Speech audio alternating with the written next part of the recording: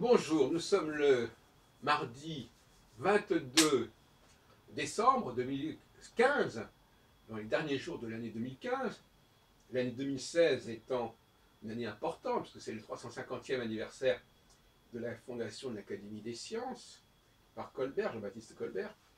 Alors, je vais vous parler d'astrologie, et pas uniquement d'astrologie, de sociologie. De toute façon, l'astrologie ne doit pas être enclavée, elle n'est pas un cas particulier.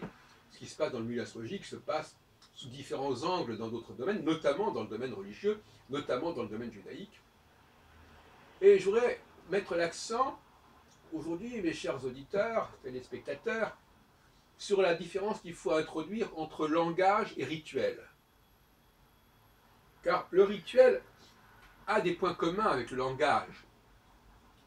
Pour simplifier, j'emploierai une expression un peu lapidaire, je dirais que le rituel est un mode de communion et le langage un mode de communication.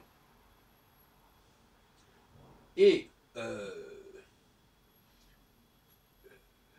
il est important pour un groupe de communier. Et communier, ça ne veut pas dire qu'on communique.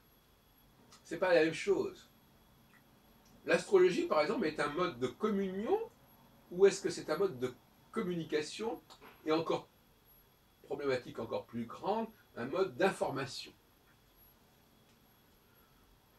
Alors vous avez donc ces trois stades, l'information, la communication et la communion. La communication, j'en ai parlé à ce colloque de dimanche 13 décembre, la communication, c'est la fonction du thème astral dans la relation entre l'astrologue et le client, et le patient. Alors là, la consultation relève-t-elle du rituel, de la communion? Relève-t-elle de la communication, c'est-à-dire de façon de passer quelque chose à l'autre, ou relève-t-elle de l'information, c'est-à-dire on fait connaître, on distribue, on divulgue, on délivre des informations. Voilà cette problématique ternaire qui semble avoir surpris beaucoup d'astrologues quand on en parle. Pour eux, en tout cas c'est la langue de bois, pour eux il est évident que le thème astral, c'est une information. Moi je dirais, pour jouer sur les mots, c'est plutôt une formation qu'une information.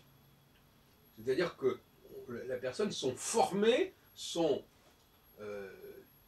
modelées, sont formatées par le thème astral qui va leur proposer une nouvelle image du moi, un nouveau regard sur eux-mêmes, qui n'a pas du tout à correspondre à une quelconque réalité objective, si ce n'est que, on va dire, mais le thème astral, c'est la date de naissance, c'est l'heure de naissance, donc c'est un fait objectif.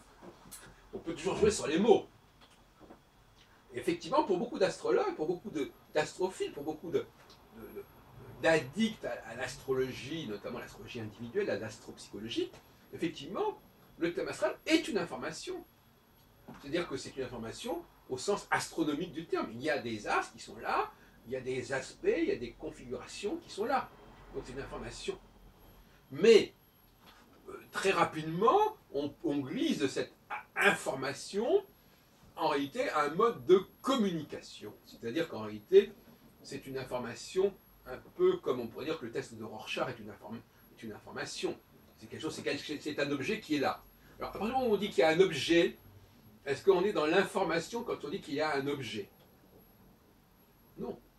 Parce que cet objet, il va être interprété, il va être capté diversement. Donc, ce n'est pas aussi simple que ça. L'objet est objectif, si on peut dire, mais il passe par le subjectif. Il n'existe que par le subjectif, quelque part. Il ne vit que par le subjectif. Donc, pour revenir à la question du rituel, est-ce que les astrologues, quand ils parlent d'astrologie, font autre chose que de pratiquer un rituel? Je pense par exemple aux réunions organisées, je crois, tous les dimanches à peu près, par Didier Gélin, que j'ai filmé, d'ailleurs je vous renvoie au film que j'ai fait sur Téléprovidence,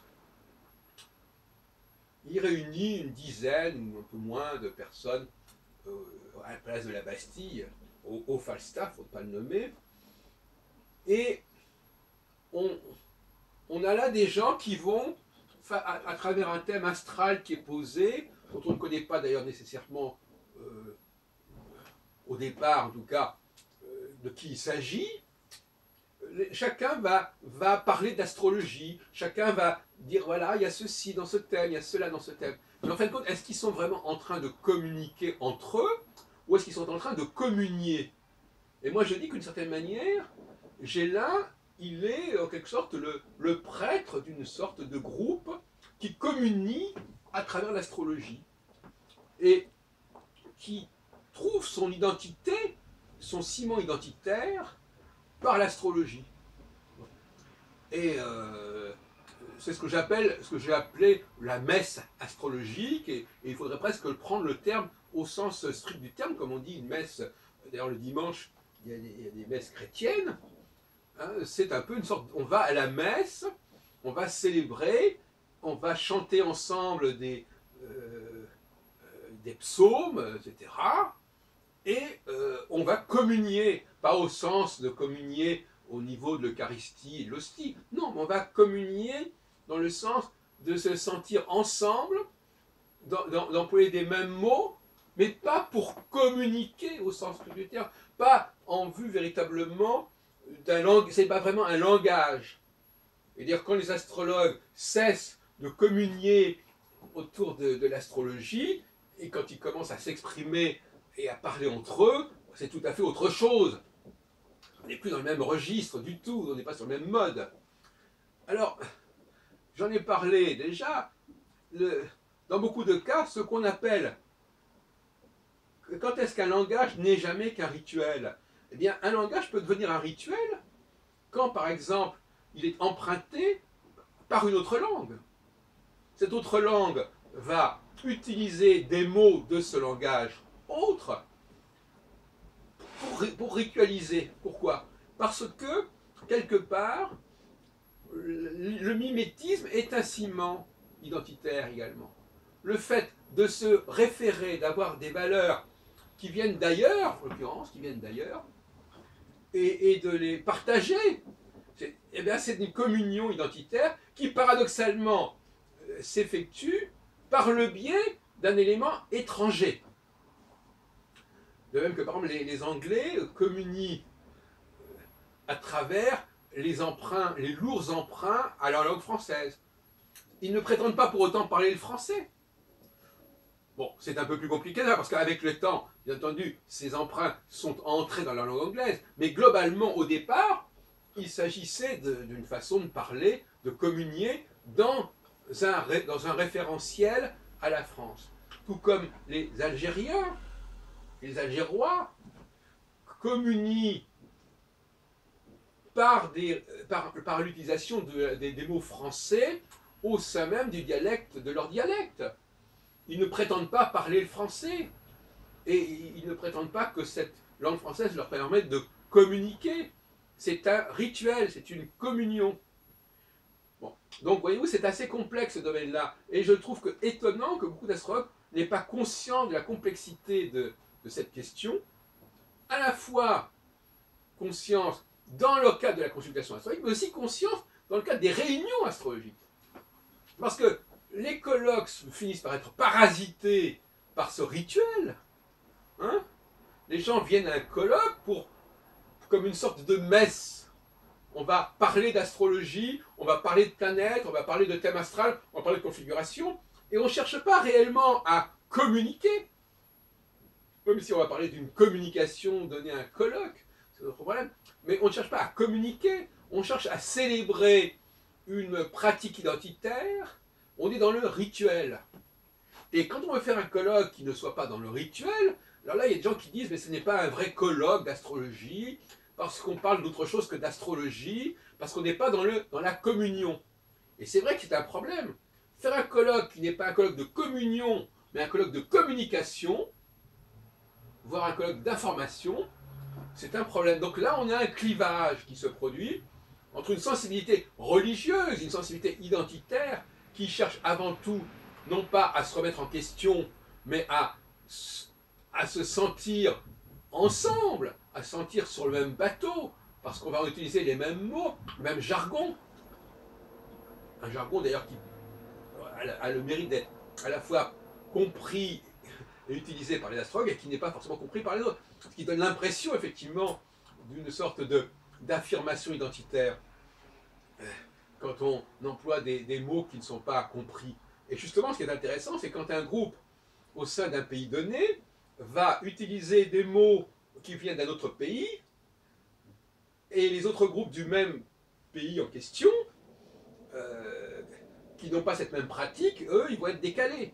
Donc effectivement, l'utilisation d'un jargon, d'un verbiage étranger permet à un groupe de se différencier des autres groupes du même ensemble. Hein, on sait très bien que, par exemple, les psychanalystes ont une certaine façon de parler, les philosophes ont une certaine façon de parler, ils aiment bien utiliser des mots allemands, hein, le Dasein, le Aufhebung, etc. Parce que ça permet de ne pas être confondu avec les sociologues, avec les psychologues, etc. Où les sociologues vont utiliser telle expression anglaise qui n'est pas comprise par les philosophes du même pays. Donc il y a des formes de communion comme ça, de différenciation identitaire qui sont intéressantes. Je rappelle, pour mémoire, qu'en 1978, donc il y a quand même un certain temps, bientôt 40 ans, 38 ans bientôt, j'ai créé le cercle d'études d'études et de recherche sur l'identité juive, le CERIJ. Donc le mot identité, c'est un mot quand même que je connais, que je pratique depuis quand même pas mal de temps. Et on n'en a pas fait facilement le tour. Le processus de communion est un processus identitaire, et le processus de rituel est un processus identitaire, et il faudrait quand même distinguer entre les réunions qui ont une vocation identitaire. On est là comme ça, pour s'affirmer dans son appartenance plus ou moins mythique à une assemblée, à une entité, à une communauté. Et puis, il y a des colloques qui ont une autre vocation qu'identitaire, bien qu'elle puisse être aussi identitaire, mais sous un autre angle, qui est celle de réfléchir sur l'astrologie, de décortiquer, de désamorcer un certain nombre d'expressions, d'évacuer un certain nombre d'expressions, de repréciser les choses. Et là, c'est une autre paire de manches. On est dans une autre cour, on joue dans une autre cour.